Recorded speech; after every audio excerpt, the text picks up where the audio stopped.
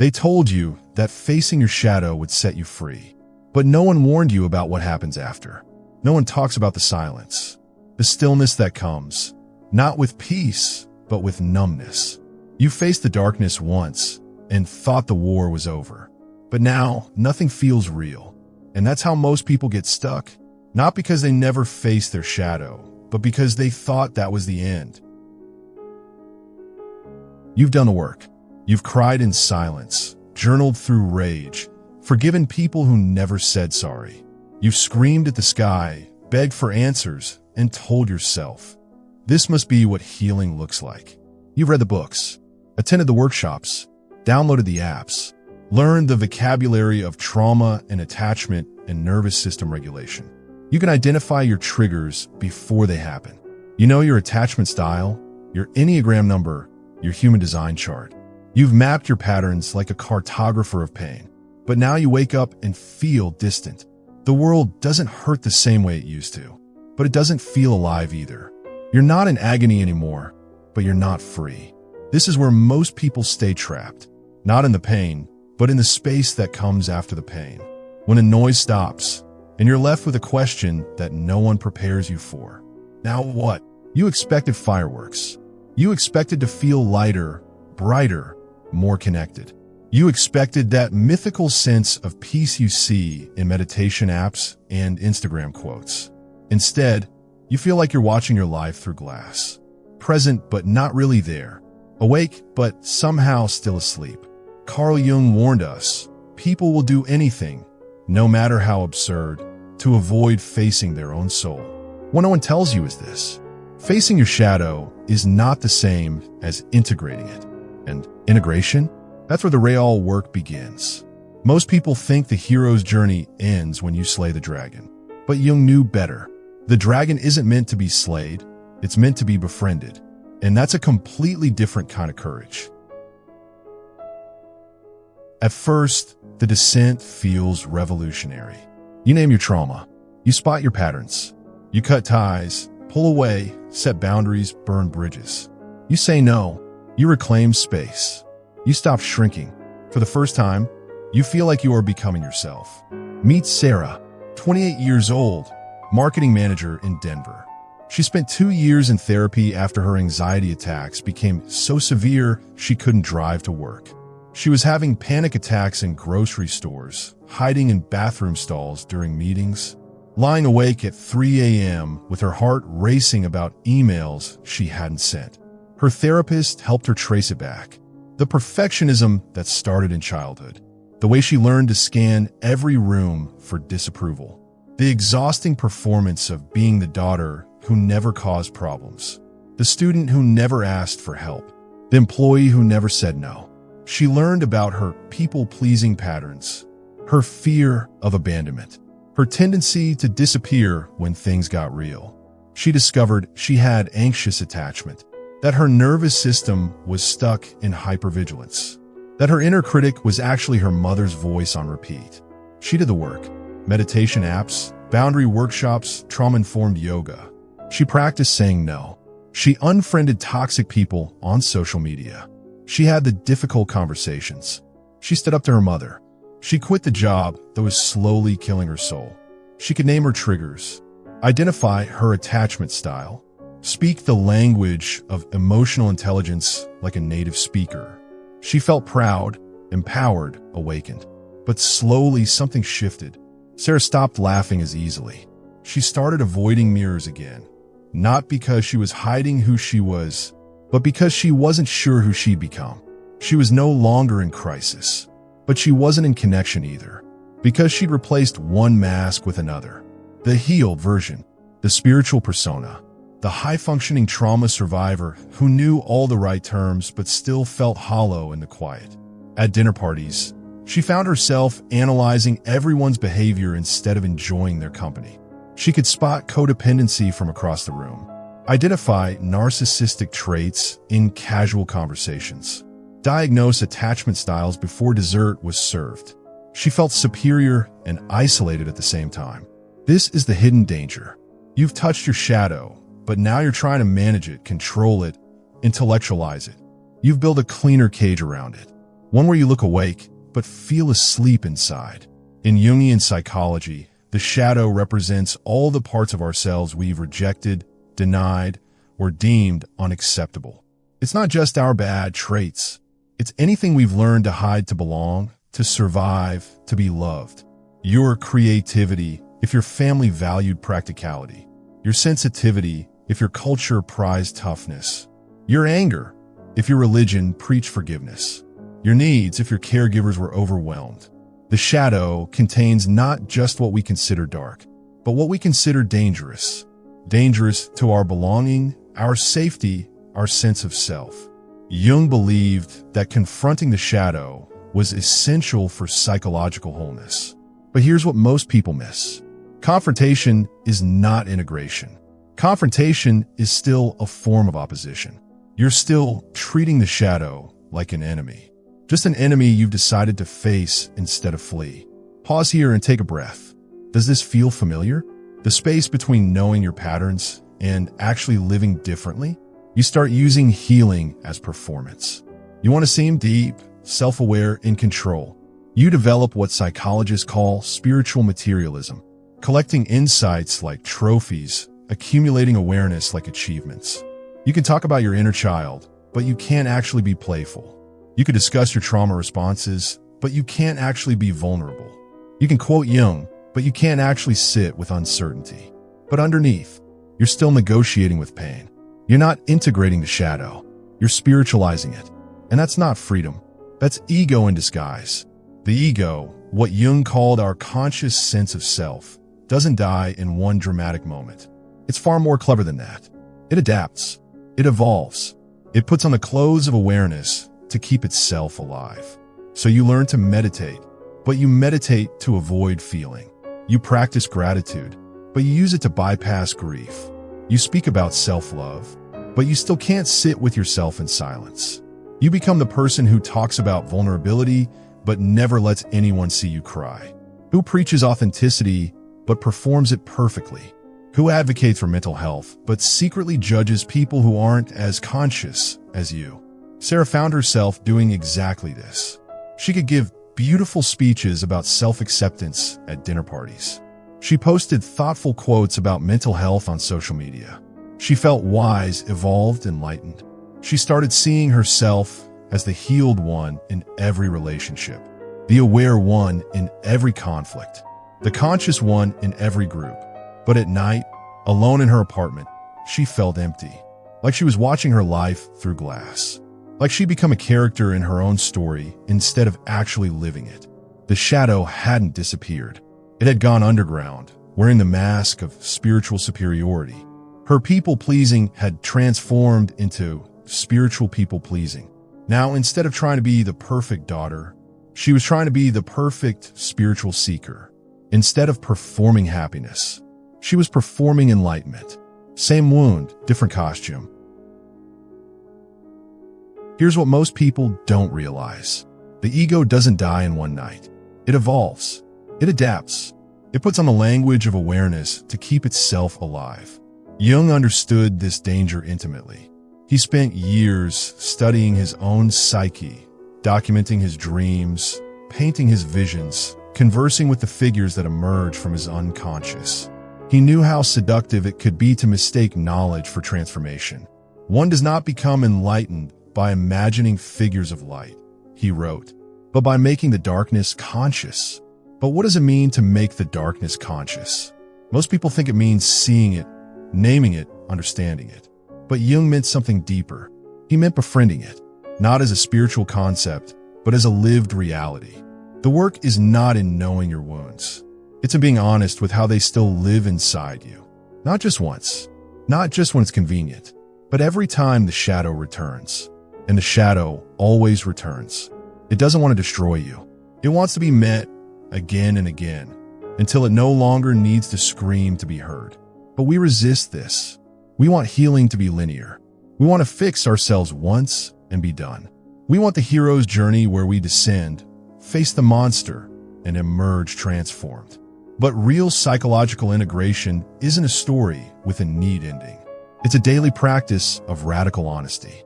Consider Marcus, 32, a software engineer in Austin. After years of therapy, he understood his anger came from feeling powerless as a child. His father was an alcoholic who raged unpredictably. His mother was depressed and emotionally unavailable. Marcus learned early that anger was dangerous. It either exploded or imploded, but it never helped.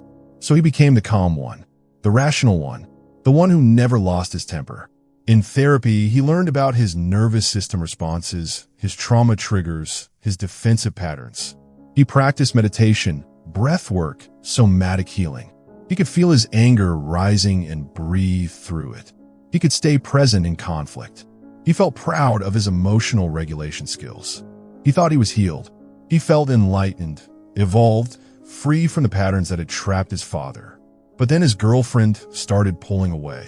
She said he felt distant, that she couldn't reach him emotionally. She said it was like talking to someone behind glass. Marcus was confused. He wasn't angry anymore. He didn't yell or shut down. He was present, rational, evolved. But she was right. In learning to manage his anger, he'd learned to manage all his emotions. He'd become so afraid of his shadow, his rage, his pain, his desperate need for connection, that he'd numbed himself to everything. He could feel his emotions rising and breathe them away before they could affect him. He could stay calm in any storm, but he couldn't actually feel the storm. He couldn't let it move through him. He couldn't let it touch him. If this part hits something in you, keep going. The next few minutes might feel like a mirror. This is the trap Jung warned about. We think consciousness means control. We think awareness means elimination. We turn mindfulness into a weapon against our humanity. We use spiritual practices to become more sophisticated at avoiding ourselves. But the shadow isn't a problem to solve. It's a part of ourselves to integrate. Integration, what Jung called individuation, is the lifelong journey of becoming whole by embracing all aspects of ourselves, light and dark. Individuation doesn't mean becoming perfect. It means becoming real. It means admitting that some days you still crave the validation of people who hurt you, that sometimes you still don't feel lovable unless you're needed, that your anger still flares in the face of tenderness, that you still have days when you want to disappear rather than feel what you're feeling. And instead of punishing yourself for it, managing it, or transcending it, you sit with it. You breathe through it. You say, you're still part of me, and I'm not ashamed. This is what Jung meant by loving your shadow, not romanticizing it or acting it out unconsciously, but developing a conscious, compassionate relationship with it. Your anger isn't wrong, it's information. Your sadness isn't weakness, it's wisdom. Your fear isn't failure, it's care for something precious. When you stop fighting these parts of yourself, they stop fighting you. When you stop trying to eliminate your patterns, they lose their compulsive power. You become someone who can feel anger without becoming it. Someone who can feel fear without being controlled by it. Someone who can need love without demanding it. But this requires something most people aren't willing to do: giving up the fantasy of perfection. You thought the hardest part was naming the pain, but the real work? It's living with it. Walking beside the part of you that still wants to sabotage intimacy, that still doubts your worth, that still feels unsafe in softness. Integration isn't about perfection. It's about honesty. Jung wrote about something called the transcendent function, the psychological mechanism that bridges the gap between our conscious and unconscious minds. It's not something we achieve once. It's something we practice daily. The transcendent function emerges when we stop trying to choose between opposites and learn to hold both. Joy and sorrow, strength and vulnerability, wisdom and uncertainty, love and fear. Most people get stuck because they want to choose. They want to be the healed version, the conscious version, the evolved version. They want to graduate from their humanity instead of learning to live it more fully. But wholeness means embracing contradiction. Let me share a reflection question. What part of yourself are you still trying to fix instead of befriend? Take a moment with that. Really sit with it. Maybe it's your neediness, your anger, your sadness, your anxiety, your desire for approval, your tendency to withdraw, your perfectionism, your sensitivity. What if these aren't bugs in your system, but features? What if they're not problems to solve, but parts of yourself to understand? Because here's what Jung discovered. The parts of ourselves we try to eliminate always find a way to return. They show up in our relationships, our work, our midnight thoughts. They show up as the thing we most judge in others, as the patterns we keep attracting, as the feelings we can't seem to shake no matter how much inner work we do. Sarah's people-pleasing didn't disappear when she learned to set boundaries. It transformed. She became a people-pleaser in spiritual clothes, always trying to be the most conscious person in the room, the most healed, the most aware. She was still performing for approval. She just changed the audience from her family to her spiritual community. She was still scanning rooms for disapproval. Now she was scanning for who wasn't as awake as she was. Still exhausting herself, trying to be perfect. Now it was perfect in her healing instead of perfect in her achieving. Real integration meant admitting this. It meant allowing herself to feel the original wound, the terror of being rejected, abandoned, unseen, without immediately trying to transcend it. It meant saying, I am someone who desperately wants to be loved, and I'm learning to love that desperate part of me. This wasn't weakness. This was courage. It meant admitting to her friends when she felt insecure instead of performing confidence. It meant asking for reassurance instead of pretending to be self-sufficient. It meant letting people see her anxiety instead of hiding behind spiritual concepts. It meant being human instead of enlightened. That's when the shadow softens. That's when it no longer controls you. You don't exile it. You don't worship it. You hold it. And in holding it, you hold yourself. Marcus learned this too. In couples therapy, his girlfriend helped him see that his spiritual growth had become another way to avoid intimacy. He wasn't present. He was performing presence. He wasn't calm. He was suppressing everything that felt dangerous. He wasn't evolved. He was terrified. The real work meant letting her see his anger, his fear, his messy need for reassurance. It meant risking being human instead of enlightened. It meant admitting, I'm still that little boy who felt powerless, and I'm learning to be gentle with him instead of ashamed. This was terrifying for Marcus. He'd built his entire identity around being the calm one, the rational one, the one who had his emotions under control. But slowly, he started to express his anger when he felt it, not by exploding, but by saying, I'm feeling angry right now and I'm not sure why. He started to admit when he felt scared instead of rationalizing his fear away. He started to ask for comfort instead of pretending he didn't need it. His girlfriend began to feel like she could actually reach him, not because he was more perfect, but because he was more real. Here's something to consider.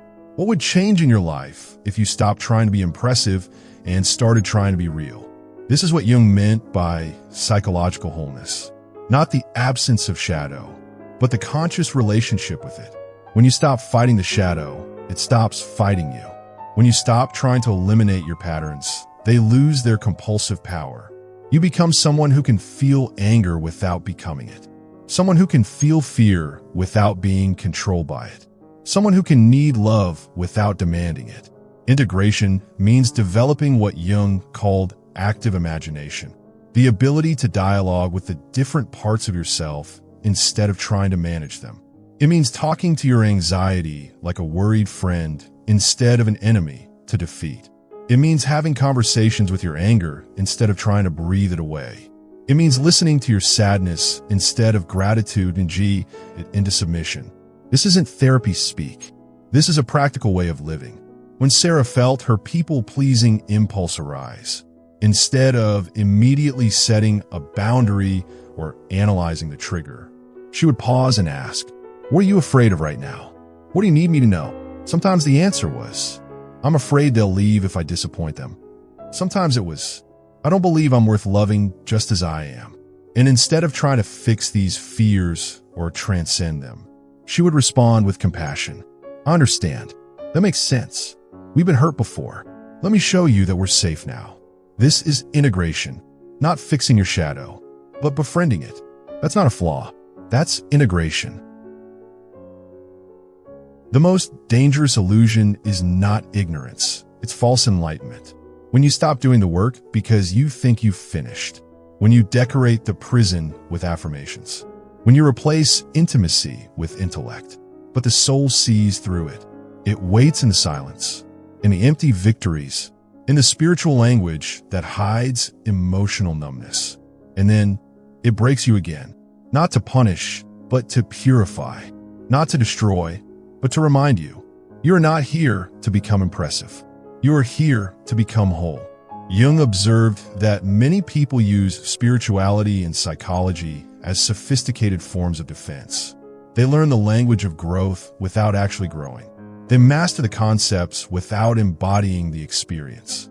This is what he called inflation.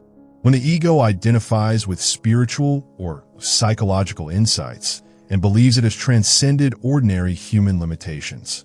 You might recognize this in yourself or others. The person who can quote every self-help book but still treats their partner with unconscious cruelty. The meditation teacher who's never learned to have a difficult conversation. The therapist who helps others heal but can't sit with their own loneliness. The life coach who gives advice about relationships while their own marriage falls apart. The spiritual teacher who preaches presence while addicted to their phone. The trauma specialist who can identify everyone else's wounds but remains blind to their own. It's not hypocrisy, it's human. It's the ego's last stand. When the ego can no longer maintain its superiority through achievement or appearance, it turns to spiritual achievement. It becomes the most conscious person in the room, the most healed, the most aware. Take a breath here. Notice if this brings up any defensiveness. That's normal. That's the ego protecting itself. But the soul, what Jung called the self with a capital S, sees through these elaborate defenses. It knows when you're hiding behind your healing. It feels the difference between genuine transformation and spiritual performance. And when the gap becomes too wide between who you're pretending to be and who you actually are, the soul intervenes. This might look like depression that doesn't respond to your usual spiritual practices. Relationships that feel distant despite all your communication skills. Success that feels empty despite all your manifestation work. A persistent sense that you're watching your life through glass. Addictive behaviors that emerge despite years of inner work. Chronic anxiety that no amount of meditation seems to touch. A feeling of being fundamentally alone even when surrounded by your spiritual community. Sarah experienced this as what she called the gray period. Everything in her life looked perfect from the outside. Good job, healthy relationship, regular therapy, daily meditation practice. She was the friend people came to for advice, the one who seemed to have it all figured out. But she felt like she was sleepwalking. She could perform happiness, but she couldn't feel it. She could perform presence, but she wasn't actually there. She would sit in meditation and feel nothing. She would practice gratitude and feel guilty for not feeling grateful. She would try to connect with friends and feel like she was speaking from behind a wall. The spiritual practices that once brought her comfort now felt like obligations. The insights that once excited her now felt like concepts she was supposed to believe.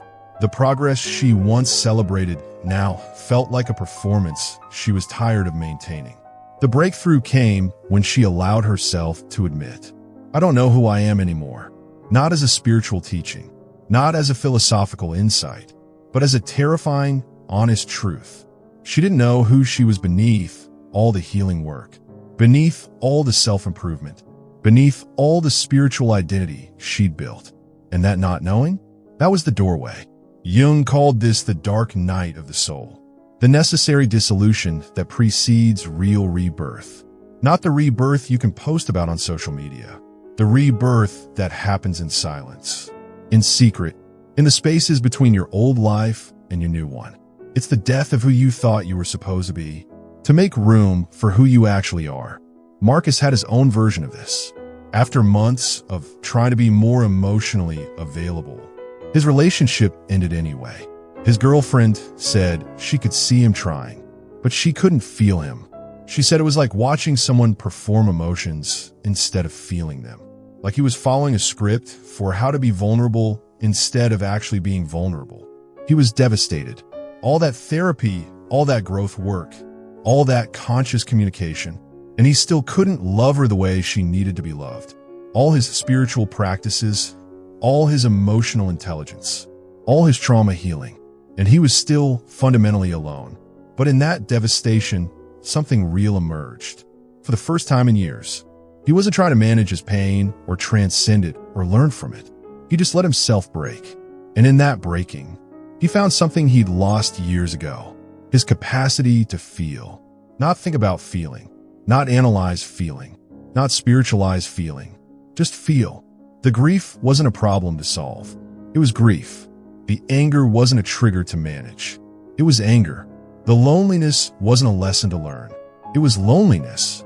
This is what Jung meant when he said, everything that irritates us about others can lead us to an understanding of ourselves. The people who trigger us, the relationships that don't work, the patterns that keep repeating, they're not obstacles to our growth. They're invitations to meet the parts of ourselves we haven't fully integrated yet. They're opportunities to stop performing healing and start actually healing. The woman who seems too needy might be showing you your own disowned need. The man who seems too angry might be reflecting your own suppressed rage. The friend who seems too dramatic might be mirroring your own rejected sensitivity. Instead of judging them or fixing them or distancing yourself from them, what have you asked? What part of myself am I seeing in this person? What am I being invited to integrate? Wholeness means living with contradiction. It means holding joy and grief in the same breath. It means laughing after crying, trusting after breaking, loving even after betrayal. It means being someone who meditates and still gets anxious, someone who practices gratitude and still feels sad, someone who believes in love and still feels afraid of intimacy. Not because you're doing it wrong, but because you're human, and being human is the point. So if you feel stuck after doing the work, you're not broken. You're not regressing. You're just standing at the doorway where the real journey begins. The journey where no one claps, where there's no certificate, no transformation story to post, no before and after photos, no testimonials to write. Just you, raw, real, present. Carl Jung said, "The privilege of a lifetime is to become who you truly are. And who you are is not someone who has arrived, but someone who is willing, again and again, to tell the truth. Even when it's uncomfortable, even when it's quiet, even when no one is watching, even when it doesn't look like growth, even when it doesn't feel like progress. You're not stuck because you failed. You're stuck because you stopped feeling. But now you know the shadow isn't a wound to heal once. It's a mirror you return to, not to fix, but to remember. Remember who you were before the world told you what to hide. Remember who you are when you no longer need to perform. Remember what it feels like to breathe as your whole self. Sarah's breakthrough didn't come from another technique or insight. It came from admitting she didn't know what she was doing. That despite all her growth work, she still felt lost sometimes. Still needed reassurance. Still got triggered by her mother's voice. Still wanted to hide when things got difficult. And instead of trying to fix these things, she started to befriend them. She began having conversations with her anxious part instead of trying to meditate it away. "What are you worried about today?" she would ask. "What do you need me to know?" She let herself feel needy sometimes instead of performing independence.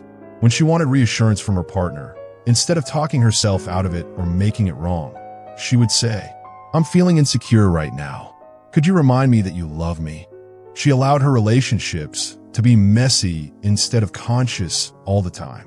She stopped trying to be the most enlightened person in every conversation and started trying to be the most honest. This wasn't regression. This was integration. It was the difference between spiritual performance and spiritual living. Marcus learned something similar. His next relationship was different not because he'd become perfect, but because he'd become honest. When he felt triggered, he said so. "I'm feeling defensive right now, and I'm not sure why. Can you give me a minute to figure out what's happening?" When he needed space, he asked for it. "I'm feeling overwhelmed, and I need some time to process. Can we talk about this tonight?" When he was scared of intimacy, he admitted it instead of creating distance through spiritual bypassing. "I'm feeling scared of how much I care about you. I want to pull away, and I don't want to do that again." His partner could feel the difference. Not because he was more evolved, but because he was more real. He wasn't trying to be the perfect, conscious boyfriend. He was just trying to be honest about what he was feeling as he was feeling it. Here's a journaling prompt for you. What would you dare to admit about yourself if you knew it wouldn't make you less lovable? Take your time with that question. Let yourself feel whatever comes up. Maybe it's that you still want your ex back sometimes. Maybe it's that you don't actually enjoy meditating. Maybe it's that you feel jealous of your friend's successes. Maybe it's that you're tired of trying to be positive all the time. Maybe it's that you're lonelier than you let on, that you're more scared than you admit, that you need more help than you ask for. What if these aren't things to fix, but things to feel? What if they're not problems to solve, but parts of yourself to love? This is the secret Jung discovered. We don't become whole by eliminating our shadows. We become whole by integrating them. Integration means loving your needy parts instead of spiritual bypassing them with independence. Honoring your anger instead of immediately transcending it with forgiveness. Feeling your grief instead of gratitude and it away with positive thinking. Admitting your fears instead of pretending to be fearless. Expressing your desires instead of being above wanting anything. Showing your confusion instead of always having the answer. It means becoming someone who can hold multiple truths at once. You're both strong and vulnerable, wise and confused, healed and healing, spiritual and human. You are not a problem to solve. You are a human being to love.